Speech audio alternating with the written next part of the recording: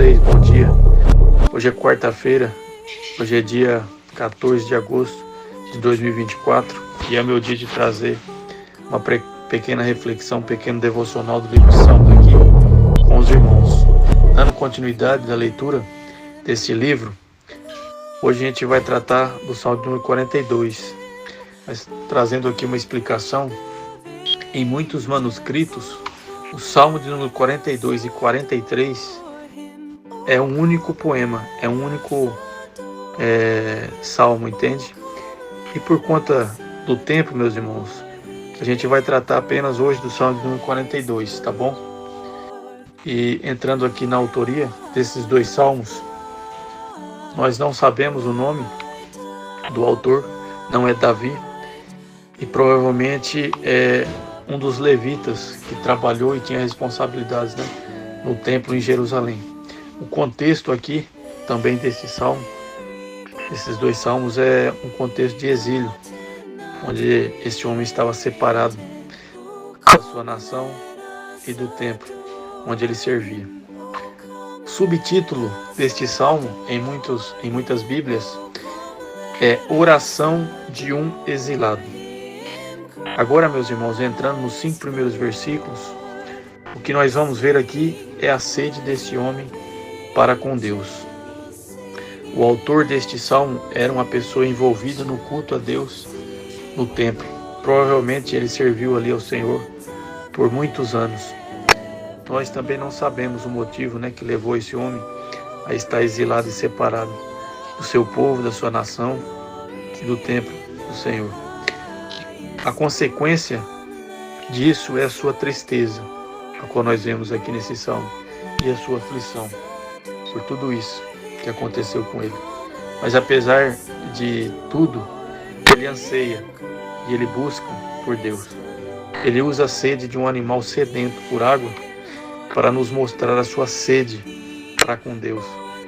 E ele também se pergunta quando ele poderá adorar ao Senhor com seus irmãos. Aqui, o que nós vemos, meus irmãos, é um homem que, mesmo impedido de estar no templo, ele continua amando, desejando e ansiando por Deus. Dos versículos, meus irmãos, 6 ao 8, o que nós vamos ver é o abatimento e a tristeza desse homem.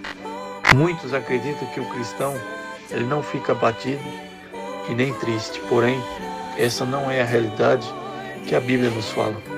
Aqui vemos um servo de Deus profundamente abatido, provavelmente por conta de estar separado do seu povo e dos seus irmãos.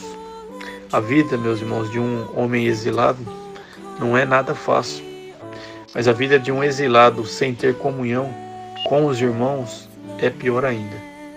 Mas o que nós vemos é, mesmo nessa circunstância, ainda é possível uma canção de louvor a Deus.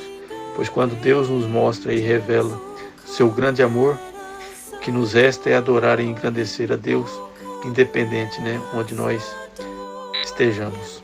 E por fim, meus irmãos, agora, entrando nos versículos 9 ao 11, o que nós vamos ver aqui é a ofensa do inimigo, dos seus inimigos, e o refúgio desse homem em Deus.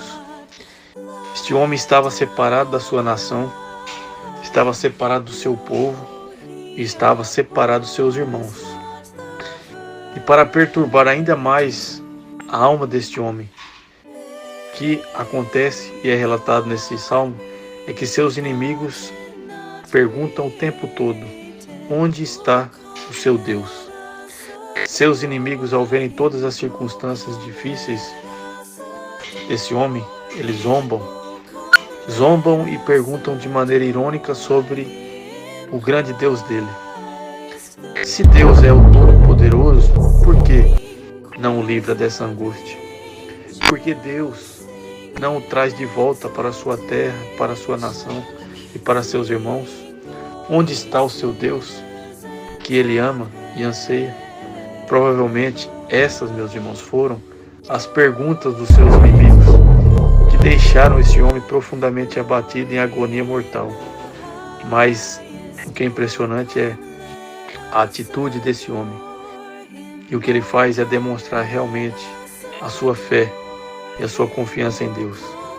Ele mesmo Ele diz a si mesmo, para pôr a sua esperança em Deus, pois Ele é o seu Salvador. Ao contrário, meus irmãos, dos inimigos desses homens que não conheciam a Deus, este homem aqui conhecia Deus. Ele sabia quem Deus era. Ele sabia que este grande Deus o salvou e que jamais o deixaria, independente da circunstância que ele estivesse. Este homem também sabia e conhecia o grande poder de Deus em livrá-lo e socorrê-lo das circunstâncias adversas que ele se encontrava. Mas o que ele faz é colocar sua esperança em Deus, mesmo muitas vezes sem entender os planos e os desígnios. Então isso, meus irmãos, mostra a mim e a você. Esse é o nosso caminho também a ser trilhado. Isso, meus irmãos, é fé. É continuar crendo, mesmo sem entender. E continuar confiando mesmo que as circunstâncias não mudem. Pois os caminhos, meus irmãos, de Deus são mais altos que os nossos. Como diz o profeta Isaías, capítulo 55, verso 8 e 9, onde ele diz: pois os meus pensamentos não são os pensamentos de vocês, nem os seus caminhos são os meus caminhos, declara o Senhor. Assim como os céus são mais altos do que a terra, também os meus caminhos são mais altos do que os seus caminhos, e os meus pensamentos mais altos do que os seus pensamentos. Que assim, meus irmãos, seja também na minha vida e na sua, que nós possamos ansiar esse tão grande Deus, buscá-lo, e em meio às circunstâncias difíceis, em meio às injúrias dos nossos inimigos, possamos nos socorrer em Deus, colocar a nossa esperança em Deus, sabendo que Ele tem o melhor para o seu sempre. Deus abençoe e aplique sua palavra em nossos corações. Se gostar, se inscreva em nosso canal. Deus abençoe.